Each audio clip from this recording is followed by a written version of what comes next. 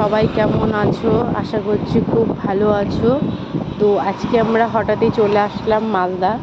তো সেই কুশমুন্ডি থেকে মালদা অনেকটাই রাস্তা, মোটামুটি 2 ঘন্টায় বাইকে করে আসলাম, বাসে থাকতে পারি না সেই জন্য। তো আস্তে আস্তে মানে হাত পা সব ব্যথা হয়ে গেছে, তো ওই জন্য এখানে রেস্টের জন্য দাঁড়িয়েছি। তো এই জায়গাটা আমরা জানি না, চিনি না। তো রাস্তার পাশে একটা ছোট্ট, বলতে ছোটও না, খুব ছোটও না, আবার খুব বড়ও না, মিডিয়াম, মানে একটা বেশ সুন্দর একটা মনোরম জায়গা দেখতে পেলাম, মন্দির। তো এখানে একটু রেস্টের জন্য দাঁড়িয়েছি। তো জায়গাটা তোমরা আশা করছি বুঝতে পারছো কত সুন্দর।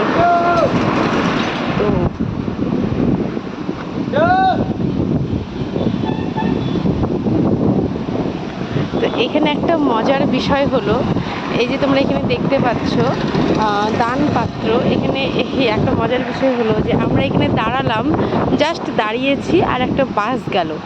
তো বাসের কন্ডাক্টর 2 টাকা ছুড়ে দিল এখানে। তো দানপত্রই দিয়েছে উনি। তো আমরা মানে আমি ব্যাগটা নিচে রাখতে গিয়ে মানে 2 টাকাটা পড়লো। তো আমি বুঝতে পারিনি যে এখানে দিয়েছে, প্রথমে অতটা খেয়াল করিনি। তো তারপরে ভাবলাম যে মনে মনে ভাবলাম যে 2 টাকা আবার কোথা থেকে পড়লো হঠাৎ করে। তো বরকে বললাম যে তোমার পকেট থেকে পড়লো নাকি আবার। ও বলছে না, আমার পকেটে কোনো 2 টাকা ছিল না। মজার ব্যাপার। তো আমি আবার ওই 2 টাকাটা ব্যাগে ভরে নিলাম, ব্যাগে বলতে না, ওরকম মানে হাতেই তুলে নিলাম আর কি।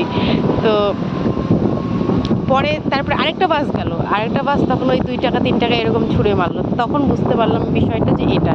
তারপরে ওই যে আমি যে 2 টাকাটা নিয়েছিলাম সেই টাকাটা তখন আবার দানপত্রে দিয়ে দিলাম। তো এটা একটা ছোট্ট একটা মজার বিষয়। তো যে কোনো জায়গায় গেলে কোনো কিছু জিনিস না জানলে হয়তো এরকমই হয়। তো আজকে জিনিসটা মানে বুঝতে পারলাম, সেটা দানপত্রেই লেখা আছে, সেটা আমি প্রথমে আমি খেয়ালই করিনি, একদম দেখিনি। আর অতটা উপরে ফুল টুল আছে, তো আমি ভাবলাম যে ফুল টুল মানে যেগুলো অকেজো হয়ে যায়, পূজা টুজা হয়ে যায়, সেই ফুলগুলো রাখার জন্য নাকি, আমি প্রথমে এরকম ভাবলাম। তো যাই হোক, বিষয়টা খুব ভালো লাগলো, বুঝতে পারলাম। তো জায়গাটা তোমরা দেখো। তো যারা যারা মালদায় আছো, আমি তো এই জায়গাটার নাম চিনি না, তো তোমরা কমেন্টে করে অবশ্যই জানাবে যে এই জায়গাটার নাম কি।